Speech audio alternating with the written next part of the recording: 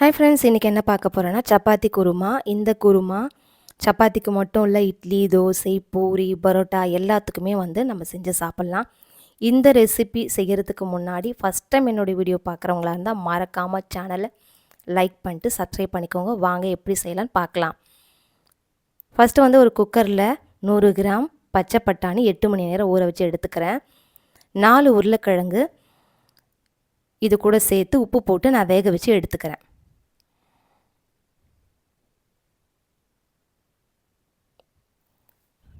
First இதை வேக வச்சு எடுத்துக்கிறேன். நெக்ஸ்ட்டு பார்த்திங்கன்னா இது இஞ்சி பூண்டு அரைக்கணும். இது பார்த்திங்கன்னா 1/2 ஸ்பூன் மிளகு, 1/2 ஸ்பூன் சீரகம், 1/2 ஸ்பூன் சோம்பு. இது மூணுத்தையும் நான் போட்டு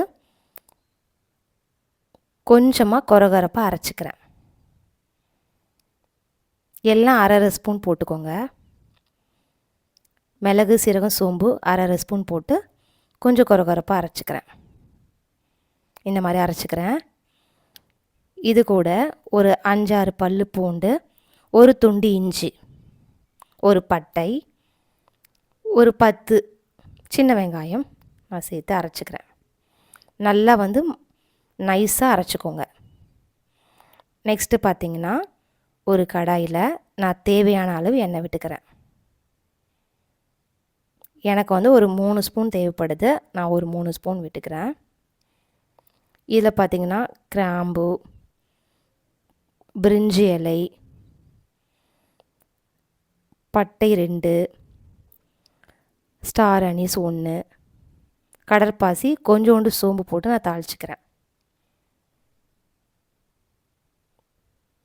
எல்லாத்திலையும் 1லேருந்து ஒரு 2 வரைக்கும் சேர்த்துக்கோங்க. இது கொஞ்சம் பொரியட்டும். இதுக்கு பார்த்திங்கன்னா ஒரு மீடியம் சைஸ் 2 வெங்காயம் மீடியம் சைஸில் நான் குட்டி குட்டியாக நறுக்கி போட்டுக்கிறேன். இது கோல்டன் ப்ரௌன் ஆகிற வரைக்கும் கொஞ்சம் நல்லா வதக்கிக்கிறேன். லோ ஃப்ளேமில் வதக்கிறதா இருந்தாலும் வதக்கிக்கோங்க. நான் ஒரு அளவுக்கு கொஞ்சம் நல்லா கோல்டன் ப்ரௌன் ஆகிற வரைக்கும் நான் நல்லா வதக்கிக்கிறேன். எனக்கு வந்துடுச்சு ஓரளவுக்கு. இந்த அளவுக்கு வந்தால் போதும். இப்போ இந்த ஸ்டேஜில் நம்ம இஞ்சி, பூண்டு, மிளகு, சீரகம் எல்லாம் சேர்த்து அரைச்சோம்ல, அதை அந்த பேஸ்ட் எடுத்து நான் இது சேர்த்துக்கிறேன். அந்த அரைச்ச விழுதை சேர்த்து இது நல்லா பச்சை வாசனை போகிற அளவுக்கு நான் நல்லா வதக்கி எடுத்துக்கிறேன். மிளகு, சீரகம் கொஞ்சம் போடுங்க, நல்லாயிருக்கும் டேஸ்ட்டு. நல்லா எனக்கு நல்லா கொஞ்சம் சுருண்டு வந்துடுச்சு. பச்சை வாசனை எல்லாம் போயிடுச்சு. இந்த ஸ்டேஜில் நான் தக்காளி ஒரு 3 தக்காளி மீடியம் சைஸில் நான் கொஞ்சம் கட் பண்ணி போட்டுக்கிறேன். இது கூட கொஞ்சம் உப்பு, நல்லா குழஞ்சி வரணும், அப்போ தான் டேஸ்ட்டு கொடுக்கும். அதனால் நான் உப்பு சேர்த்துக்கிறேன். உப்பு சேர்த்து மூடி போட்டு இது நல்லா குழையட்டும். தக்காளி எந்த அளவுக்கு குழையுதோ அப்போ தான் டேஸ்ட்டும் நல்லாயிருக்கும். அதுக்கிடையில் நான் ஒரு மிக்ஸி ஜாரில் ஒரு 4 துண்டு தேங்காய் ஒரு 5 முந்திரி பருப்பு சேர்த்து நல்லா அரைச்சிக்கிறேன். இது கூட நீங்கள் கசகசா கூட சேர்த்துக்கலாம். நான் சேர்க்கலை. நல்லா மையாக அரைச்சி எடுத்துக்கிறேன். இப்போ பார்த்திங்கன்னா எனக்கு தக்காளி நல்லா ஓரளவு குழஞ்சி வந்துடுச்சு. இன்னுமே கொஞ்சம் குழையணும். நான் நல்லா மசிச்சு விட்டுக்கிறேன்.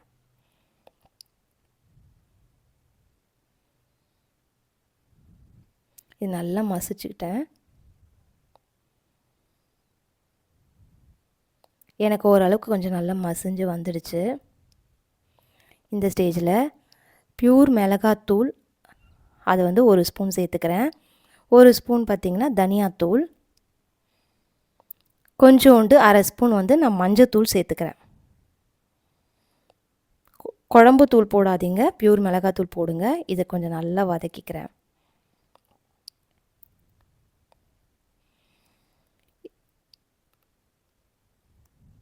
நல்லா வதக்கிட்டு நான் இது கொஞ்சம் தண்ணி ஊற்றி அந்த பச்சை வாசனை மிளகா வாசனை போகிற அளவுக்கு நான் கொஞ்சோண்டு தண்ணி ஊற்றி நான் எண்ணெய் திரிஞ்சு வர அளவுக்கு கொஞ்சம் மூடி போட்டு நான் நல்லா கொஞ்சம் வேக வைக்க போகிறேன்.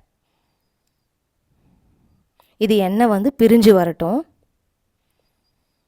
இப்போ பார்த்தீங்களா அந்த மாதிரி வந்துடுச்சு எனக்கு. இந்த ஸ்டேஜில் தேங்காய் வந்து நம்ம அரைச்சி வச்சுருந்தோம்ல, அதை வந்து இப்போ நான் சேர்க்கணும். இதை வந்து எண்ணெய் திரிஞ்சு நல்லா கொஞ்சம் மிக்ஸ் பண்ணிக்கிறேன்.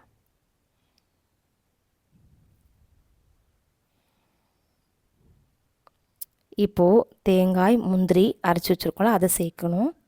நான் சேர்த்துக்கிறேன். நிறைய பேர் வந்து தண்ணி ஊற்றிட்டு கொதிக்க வச்சு அந்த தேங்காய் விழுது வந்து சேர்ப்பாங்க. நான் அந்த மாதிரி சேர்க்கலை. இந்த மாதிரி ட்ரை பண்ணி பாருங்கள், டேஸ்ட் நல்லாயிருக்கும். இது தேங்காய் எண்ணெய் திரிஞ்ச உடனே நான் தேங்காய் முந்திரி போட்டு அரைச்சதை வந்து நல்லா மிக்ஸ் பண்ணிவிட்டு, அந்த ஜாரில் இருக்க கொஞ்சம் தண்ணி கொஞ்சம் அலசி எடுத்துக்கோங்க. அதை கொஞ்சம் சேர்த்துக்கோங்க. கொஞ்சமாக சேர்த்து கொஞ்சம் மூடி போட்டு ஒரு 5 நிமிஷம் நான் கொஞ்சம் கொதிக்க வைக்க போகிறேன்.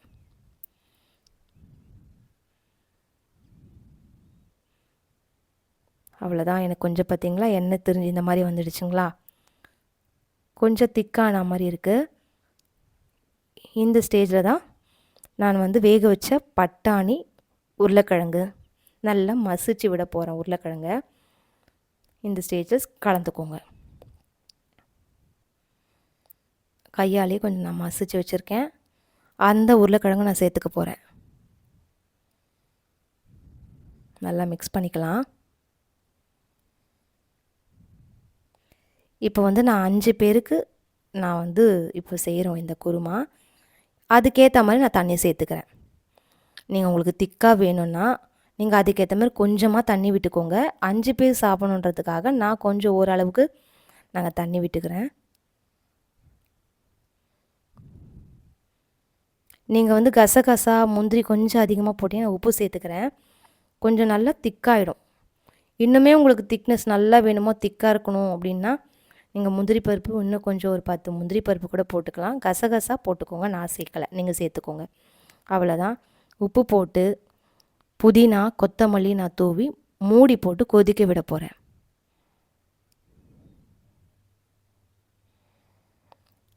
எனக்கு நல்லா வந்து நல்லா கொதிச்சிடுச்சு. எனக்கு வந்து இது போதும், இந்த திக்னஸ் போதும். உங்களுக்கு நல்ல கிரேவி இன்னும் நல்லா திக் வரணும்னா கொஞ்சம் நேரம், இன்னும் உங்களுக்கு திக்காக வரணும்னா கொஞ்சம் நேரம் நீங்கள் இன்னும் கூட கொஞ்சம் கொதிக்க விடலாம். எனக்கு கரெக்டான பதம் வந்துடுச்சு. எனக்கு இந்த ஸ்டேஜில் வந்து நான் ஆஃப் பண்ணிக்க போகிறேன். எனக்கு இது போதும். வீடியோ பிடிச்சிருந்தா மறக்காமல் சேனல் லைக் பண்ணி சப்ஸ்கிரைப் பண்ணிக்கோங்க. தேங்க்யூ.